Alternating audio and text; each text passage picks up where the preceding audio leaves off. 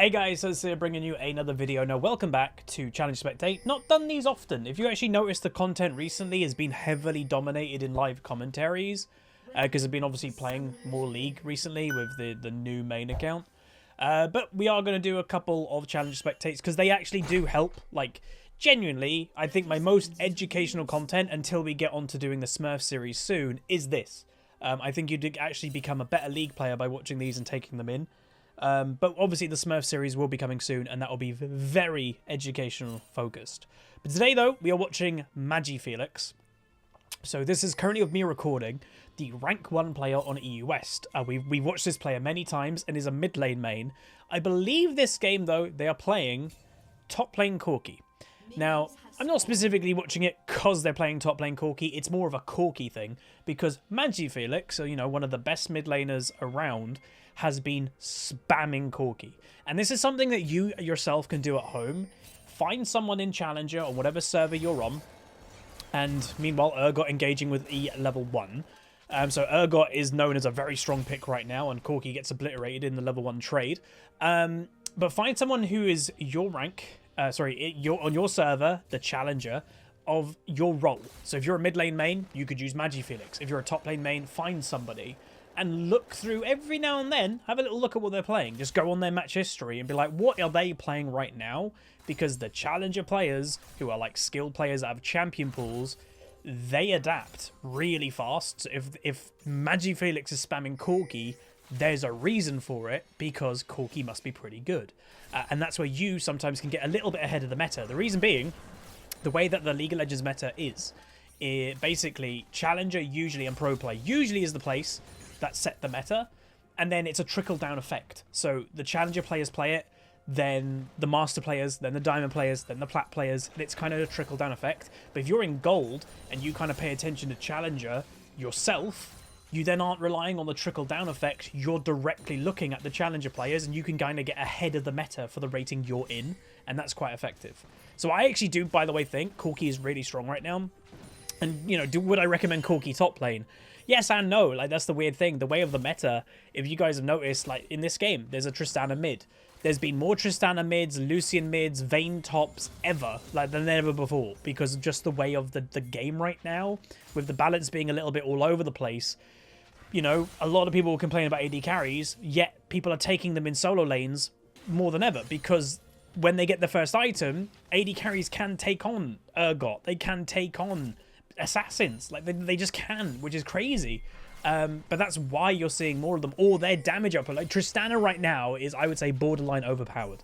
She is insane. She's supposed to be a hyper late game scaling champion, wins lane phase in bot lane, wins mid lane, level 2 all-ins. So anyway, this game, worth also noting, I'm going to say it right now from the get-go, KDA wise, Corki may not have the most impressive KDA out of everybody in this game, but Corki's damage is way higher than anybody else's damage this game. So we'll see how that obviously goes. But, you know, not everything, and that is what I've always said to you guys, not everything is, well, I'll say two things. Not everything is KDA, and not everything is damage done. There are indications, obviously, of how well you're doing. I'd say damage done mainly is a better indication sometimes of KDA, because you could be... We've all been there, that your teammate is just last hitting all the kills, and you're like, dude, and you're doing the work, but they last hit it all the time. They have a more impressive KDA than you, but you did the work.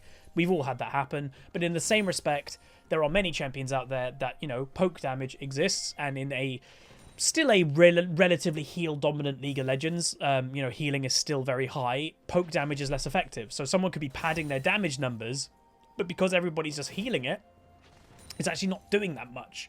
So you could have a Zareth or a Teemo that does great poke damage, but it isn't being that useful.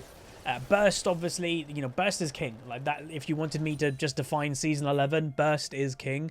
You have to play Burst champs. You know, even Urgot here, his Burst is ridiculous. Why has Yorick, you know, after one Yorick buff, why is he already getting nerfed? Because they buffed his Burst beyond belief. They gave him 200% on his ghoul damage on the initial jump. What was that about? I don't know. But anyway, as you'll be able to know, just a chill lane phase. I wouldn't be surprised if we see Corki buy a Cull, and same with Urgot, really. Both of these champions are probably going to have a relatively nice free farming lane. There probably will be some spicy fighting soon. And the biggest thing that I want really people to take from this game when it comes to Corki is please don't underestimate this champion. I like playing Corki. We got a Pentakill with him a few months ago. And it was basically a 1v5 Penta that I got. But please do not underestimate his package damage. I have literally seen people, you know, go for fights when Corki's got package. It kills everybody. It is ridiculous. And you can see this Urgot has been a little bit tentative around the Corki, not thinking he can just go for that free all-in anymore. It's already showing that Corki isn't too bad, even in that lane phase. And yes, Corki technically is a scaling champion. Also worth knowing, I'm sure a lot of you know this, but just in case you're newer to the game or whatever, Corki looks like an AD carry. He builds mainly like an AD carry. Why does he do majority magic damage? So yes, Corki does probably about 75% of his damage is actually magic damage. And that's just basically with how his abilities and auto attacks are. He builds AD, but his AD gives him magic damage on his abilities. There are some champions that do this, but Corki is one of the biggest examples of it. So Urgot gone back and straight away is buying tier 2 boots. Meanwhile, mid laners trade. Tristana and Talon both use sums, everything, and trade. There you go. And you can see Talon is nearly half in farm at this point. But there's the tier purchase for all the Corki. As we said, he's a scaling champion. He does teleport back. Yes, replays, by the way, are still bugged. Don't be too surprised about that, I guess. But yeah, so tier purchase and the Warhammer. Meanwhile, bot lane, Seraphine gets a double kill. So bot lane not going that good for red team. Blue team right now having 1,000 roughly gold lead at this stage, which is not bad for them. If they could translate that into a dragon early as well, that's pretty good going. You can see also there's a Kayn on the enemy team.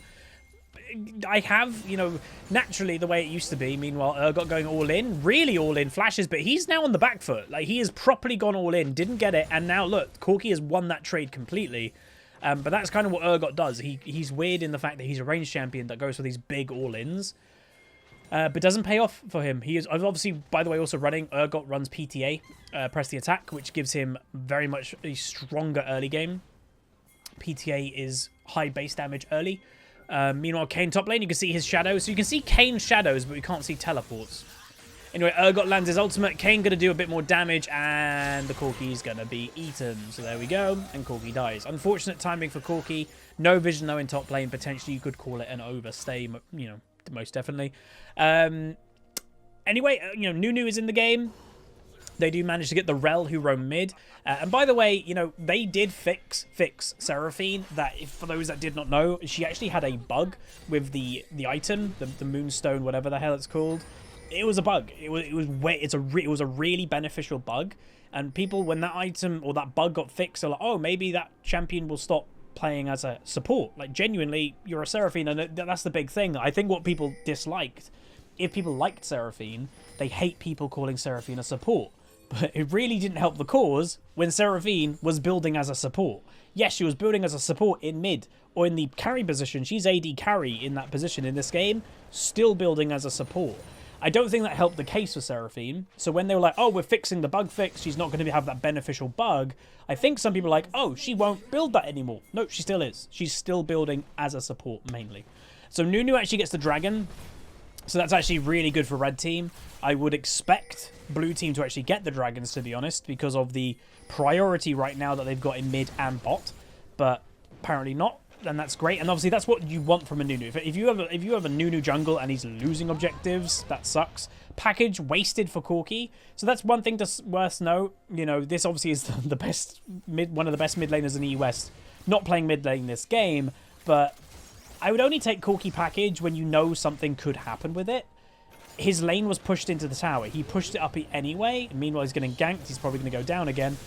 He might just go for the all-in. I would go for the all-in if he can. Can he get the Urgot? Nope, he's dead again. So lack of vision is killing the Corki right now. The Kayn is probably noticing, oh, the Corki's not warding. 3 kills. So even one of the best challenger players still doesn't ward that much, which is funny. And that's why, again, I like doing these videos. I've always said because it shows the human aspect of solo queue. If you're in silver, gold, platinum, whatever it may be, a lot of us demand perfection from our teammates who are in silver or gold, or even me, like diamond. I'm like, dude, what are they doing?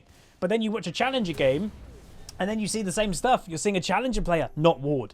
You're seeing a challenger player overstay. Like, it's solo queue. That's the point. It's really interesting to me.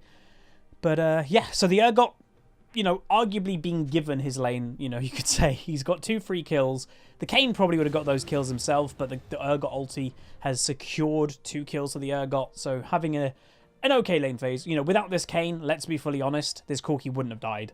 The Urgot wouldn't have 2 kills right now, but that's the point. League is a team game, and junglers do exist, so you can't ignore them. All right, so Corki gonna decide to push it in, mainly because, I don't know, maybe because he doesn't know where the Urgot is. And, you know, you're forcing Urgot to return to top lane. If Urgot randomly was roaming then, which would have been unlikely. Pushing the wave in basically forces your lane opponent to do one of 2 things. Mainly, it forces them to come back to your lane because, oh my god, they're pushing it in really hard. They're going to get my tower. They're going to get plates. I should go back to my original lane. Or it forces them to make a mistake sometimes that they're like so... I mean, Urgot, you can see Urgot wants to fight, and Kayn's top lane again, and Corki's dead again. So 0-3 Corki. You could argue that, you know, maybe they're ganking Corki because, you know, it's a Corki top. He probably shouldn't be top, which is definitely true. But that time, you know, has vision. Oh, and whoa! Again, Kayn, dude, that champion is so buggy. Kayn survives the Talon all in, and now Talon could be in trouble himself if Tristana is in the area at all, and she is.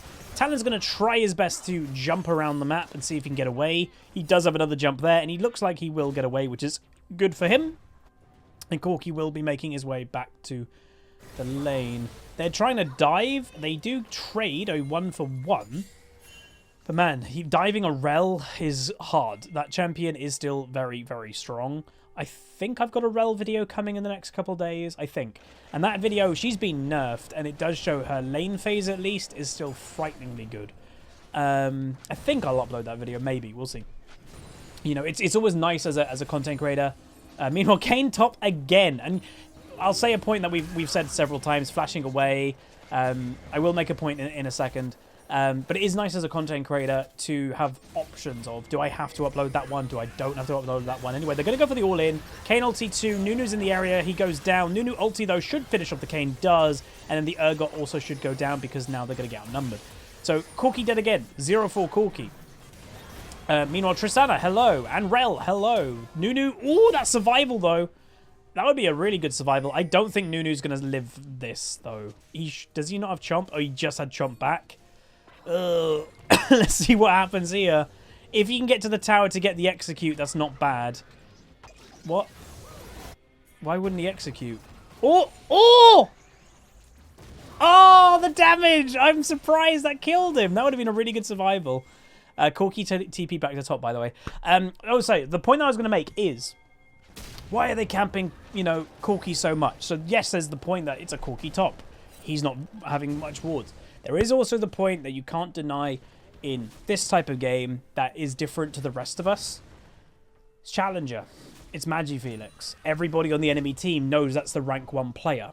So there is also that psychological thing that, you know, if you're playing in average rating, you don't really jump into the same players all the time, or they're not known players. When you have the rank 1 player on the enemy team, they're rank 1 for a reason. You might want to camp them to be like, I'm stopping the rank 1 player here. Like, let's calm him down. So there's also that element to solo queue as well, that Challenger is inherently different in that fact. Corki, though, with package, going to go for the Rel.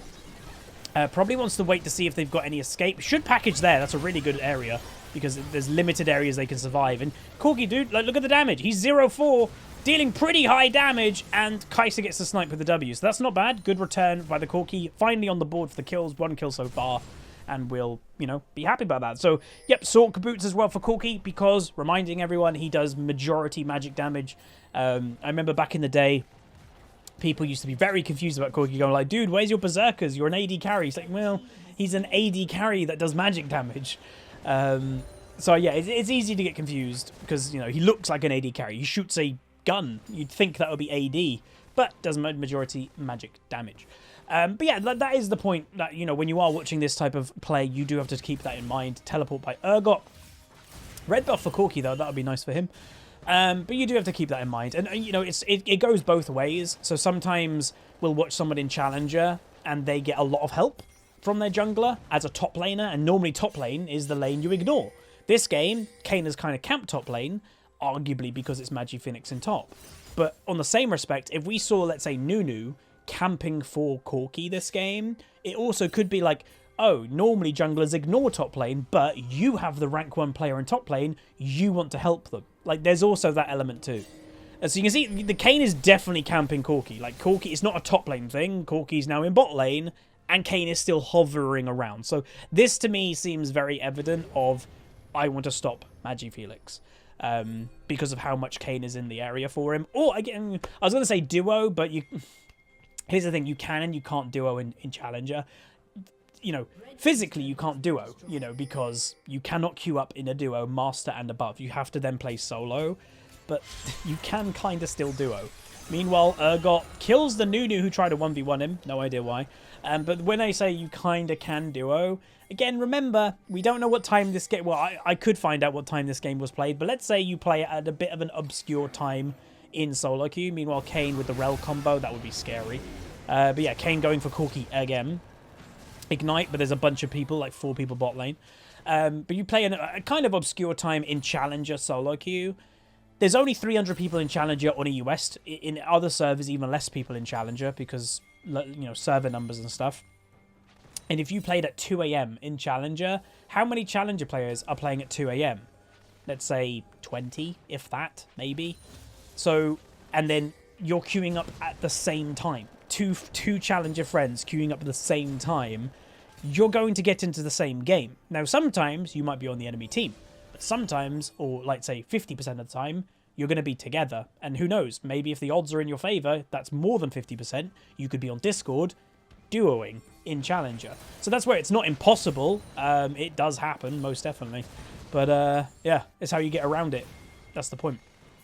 Anyway, so Corki will start to scale pretty soon, by the way. Look, you can see the damage is actually relatively impressive. Urgot wants to get close, does go in, and there's a Thresh. Nice hook by Thresh, and the Aftershock. The Aftershock got the kill, so no kill for Corki, unfortunately. I'm interested to see what item the Corki picks up for his Mythic, because Corki actually has, I'd say, several options. Divine Sunderer, Triforce has been changed that might benefit Corki. There's a couple. I think I've seen a Corki go Duskblade. I don't think that's probably the one you want to go, but I have seen it. I think that's just when Duskblade was a bit too strong. But it has since obviously had some nerfs since the start of the season. Also, I just noticed Tristana's build, by the way. So, you know, we mentioned, oh, it's League of Burst. If you don't have still not believed me in when it, you know, it's League of Legends Burst, that's the whole thing. Look at Tristana's build. She is an AD carry that wants to auto attack a lot. That has a passive with her bomb that the more auto attack she does, the more damage the bomb does. Screw that. She's got Eclipse and Collector as a Tristana. Nothing about attack speed, nothing about crit. That's all about lethality, pure AD, burst damage as a Tristana. Right there is just Season 11 in a nutshell. Completely. Alright, so Corki. I think maybe it's a Triforce. Again, I can't for the life of me remember every single recipe anymore for stuff. So if you're wondering what Corki's doing, he's waiting, he's teleporting. So he picked up his package, he's waiting a little bit, and now the TP's coming in. So there's Corki somewhere. Where is he? Oh, he teleported below them with the package, does a bit of damage, and now he's walking away. Not the best package. Good hook. That didn't look like it hit, but Thresh hitbox. Does get the second kill. Seraphine ultimate gets them. Rel ultimate comes in. Kayn just survives. Corki, though, DPS constantly. Gets exhausted. Is going to pick up the Rel potentially. Yeah, there we go. Double kill. Kayn does get hooked by Thresh. Lovely hook by him. Does go down. Triple kill. And Corki survives. Teleporting in the enemy team. Using his package. And it wasn't even the best package. Still does a lot of damage. And picks up a triple kill. Corki, dude. He is scary if he can actually get to what I would say mid-game. He might fall off a little bit in late game, but Corki is like a dominant mid-game champion that legitimately, with that package, he can win team fights practically 1v5. If I would say it does sometimes, it's a 50-50 thing that the Corki has to be really good with positioning and land the W really well with the package, but it also kind of has to be on the enemy team to be grouping for a Corki package. If you spread out, and it's not a negative thing to completely spread out, and Corki only can hit one person with his package, it's not going to be as effective. But yeah, if a Corki does land a good package, he will annihilate you. Obviously worth knowing, the enemy team comp, it's not a bad comp, weirdly. Like, yeah, people say, oh, Huzz, you don't like AD carries mid. True, But if in a really weird way, the enemy team's got a balanced comp because they've got an AD carry mid and a mage in the bot lane. So they kind of do have a balanced comp. So does red team. Like, a lot of people say, oh, you know, red team doesn't, you know, they're missing something. They're not, because Corki is AP. So they've got the AD assassin. They've got the tank Nunu that does AP damage. They've got the AD carry Kai'Sa, who arguably does hybrid damage too. And they've got the tanky Thresh. And then they've got kind of the AP mage in Corki. So both teams are balanced, even though they have weird team comps. Because obviously the Kayn, the enemy team's got the assassin Kayn, and then the tanky bruiser Urgot. Red team has got the assassin Talon, but then the tanky Nunu. So it's just kind of swapped around, but both teams I would actually call are balanced. So it does show you don't have to have the stereotypical thing in each role to get a balanced comp. You can do it different ways, but I would always recommend to try and be as balanced as possible. If you're missing a damage type, if you're not having any type of tank or CC champion, that's where the holes in your comp can happen. And that's a lot of the time, if you've got a unbalanced comp, you really have to rely on snowballing early. And if you don't, you're going to get outscaled because you don't have a balanced comp. Alright, so engaged by Nunu coming in mid, doesn't get anything from it. Oh my god, is the snowball bugged? So when he lets go of the ball, do we not see it? Kayn escaping into the enemy jungle, which is questionable. He could actually get caught here, but Kayn... That E is ridiculous, dude. He could E for a million years. They get the Urgot. I didn't actually realise. I thought maybe like if he got autoed, it would cancel it, but apparently not. That was insane. He literally went from here to E, here, and then over there in one E. That doesn't seem right to me, but okay. So he did go Divine Sunderer, by the way, as the tank killing burst item, you could say. So again, that is after using an ability, your next attack is enhanced to do an additional 10% target's max health physical damage. So it's actually helping Corki also have more mixed damage. So when his spells and his kit make him do magic damage, this is actually also then make him do a bit more AD. So it's really hard to build against Corki. Do you build armor or magic resist? Well, he's doing both, and he's doing a lot of both. So he's also that kind of hybrid champion. And Riot's kind of gone away from hybrid champions. Like, Jax used to be way more hybrid than he is now. Kayle used to be more hybrid than she is now. I think on the top of my head, maybe Aurelia used to be, in pre-rework Aurelia, maybe she used to be a little bit of hybrid damage. I think her ult might have been magic damage. Again, it's hard to, it was so long ago. But it just feels to me that there used to be more hybrid damage champions, and that's not really a thing anymore. I think it's not a thing because it's hard to balance. Because again, you know, oh, something's really strong with AD. Oh, build armor against it. Something's strong with AP. Build MR against it. Well, it's strong in both. What do you do? Sometimes it's health. Health is the key for that. If they don't have true damage. Well, actually, health is the counter to true damage too, technically. Right. Corki in a bot. He has got TP up in 3 seconds, so he can now split. It's always been the thing that I've told you guys is my weakness as a big weakness as a player is splitting. Like, if you look at the farm, very quick pause, Urgot's farm is getting now destroyed by Corki's. Why? The Urgot is grouping a lot now, and the Corki split pushing constantly. So you're seeing a divide in the farm between those two. What is Tristana doing? What the? They're going all in. Bit of a weird engage. They go for the Corki, and they do get him. They were, like, fixated on killing Corki. Trist goes down 2, though. And now Kai'Sa hopefully will be able to have a relatively free engage in the backline. Good hook by Thresh. Kayn gets out positioned. And by the way, no Talon yet. But I also don't think there was an Urgot. So 4v4. But now the enemy team arguably is caught out position. And goddamn Spinny Boy McGee is just chasing everybody down. And Rel actually did a nice bait there. But it won't make a difference. He will... Rel still will go down, sorry. So there you go. Corki... There's a TP coming. Urgot is now back. So that's a Seraphine TP. Dragon is coming up soon. Are they going to get any engage from this? I doubt it. Kai'Sa's still up, though, and she's 5-1. Urgot, some of his engages have been a little bit off, but he is looking not bad in this one. Thresh Lantern, though. And now, remember, he has no flash. He just burnt his thing. So this Urgot has a pattern of doing that. Corki uses package and TPs. Wiz probably going to use... Is he not going to use his package? Okay, he's not going to use it because he doesn't need to use it. He's going to hold it. Smart. Again, remember, you can hold the package for a minute. By the way, if you've got no idea what I'm talking about, Corki's passive is he gets to pick up this like big package of bombs every 5 minutes, I want to say. Every 4 minutes, sorry. And then I think he can hold it for a minute, and it basically makes his W, special delivery, the line, and, you know, his mobility, that it basically puts it on steroids, that it can go longer and does so much damage. Anyway, he's going to go for the Rel. The Kane's in the area too. Is the Kane actually going to go for this? I'd be surprised. But now he's arguably out of position. He's now walking into the enemy jungle. But is Kane, his mobility is ridiculous. So they're not even going to go for it because it kind of feels pointless. So yeah, Nunu's snowball is bugged. Now we see the snowball when he's pushing it. When Nunu lets go of the snowball, it disappears. And we can just see the trail of it. Oh, I really want Riot to fix replays. Again, I'm not going to give them a big hard time because, again, game companies, like a lot of companies in the world, they're all working from home right now. So I'm sure it's not the easiest thing to fix and even design things from home. But I really do wish they were fixed. Anyway, build for Corki, by the way. So has that Manamune, or Mure Mana, Divine with the Sork Boots earlier, but now Stormrazor. So again, this is where some people can get confused. He is building kind of like a bruisery AD carry type thing. And yes, still does that magic damage. So, yeah. Crit Corki also is not bad. He might build an Infinity Edge this game as well.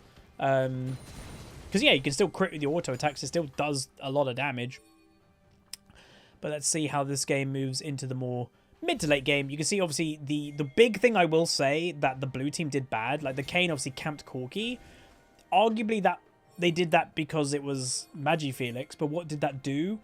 It gave up dragon pressure, arguably. Like, Nunu's at every dragon. 4 dragons are done for red team, where they were losing the early game because Kane didn't prioritize the dragons at all. So, there is also that element too. So they do get a pick. Oh, no, yeah, they do. They kill the Thresh. They nearly kill the Kai'Sa, but she doesn't end up dead. They are in the area. Rel gonna just... Look at that burst. Look at that Corki burst. See? Doesn't get the kill, but his burst is mental. His damage is incredibly high.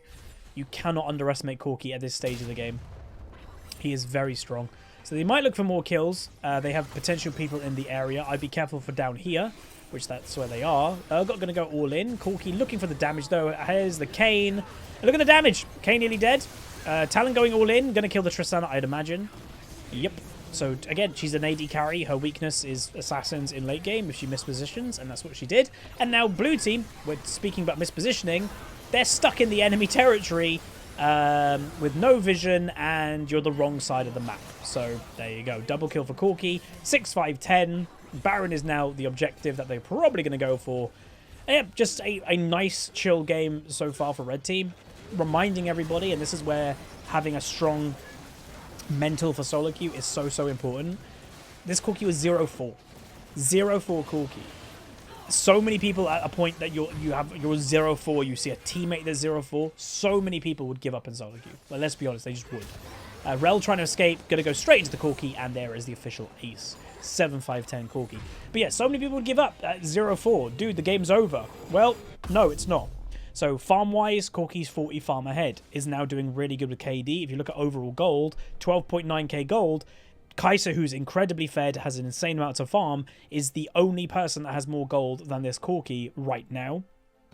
So it just shows you can recover games. You just need to be focused about it and don't give up. Like, if you're 0-4 and you're like, GG, right, I'm going to go AFK. Well, obviously the game's lost. Not every game is lost by just going 0-4 in lane phase. But I would also make the point clear, and by the way, rapid fire cannon next item purchase. This is where my argument of I don't love playing early game champions for the most part, or at least I don't want to be the carry or on a carry position playing an early game champion. Like, I play Elise, who's early game, but I can get fed or make my teammates fed who can carry the mid to late game. It's one of the worst feelings when you're one of the carry positions and you do really bad in the early game and you're an early game champion, because then you're like, well, my part of the game is now done. I'm an early game champion that lost the early game, I don't scale, and I get outscaled. It's a really sucky feeling. Anyway, they got the inhibitor. They're going to go for the Rel. Look at the damage from the Corki. Rel does get aced by the last Corki rocket. Nice aim there with no vision. And they get double... Well, they get aced again. Has respawned, and so has Kane. And you can see pings, like, Kai'Sa's like, yo, you know, fall back and stuff. I don't think they need to fall back right now. There was a wave already here. Maybe now, but Corki's might greed for it. He's got a lantern, and they get a double inhib. So there was no need to be really passive there. If they will listen to that Kai'Sa spam pinging back. There was no inhib. So sometimes you can, you know, a little bit risk it a bit more. And obviously there is such a thing as overstaying, so you need to be careful not to completely overstay. But I think that was okay. Level 17 Corki, by the way. Urgot is level 14. Package has spawned. So this is a big deal because there's a dragon coming up. He's teleported to top lane, and they are just going to look for the Kayn, who... no idea he's in top lane. Maybe tilted, who knows? But he has gone down as the Kayn. Worth also noting, I was going to mention it way earlier about the Kayn. Dark Harvest Kayn usually means blue Kayn. I think this one is blue. But Gore Drinker. Gore Drinker is still the purchase for Kayn because that item still heals a crazy amount.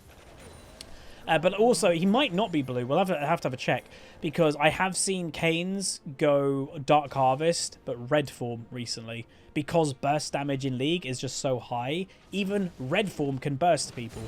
Which is crazy, because it's not designed to burst people, but yeah. Alright, so red team looking for the end. Nice hook by Thresh. Obviously, Urgot E does counter it slightly, but he will go down.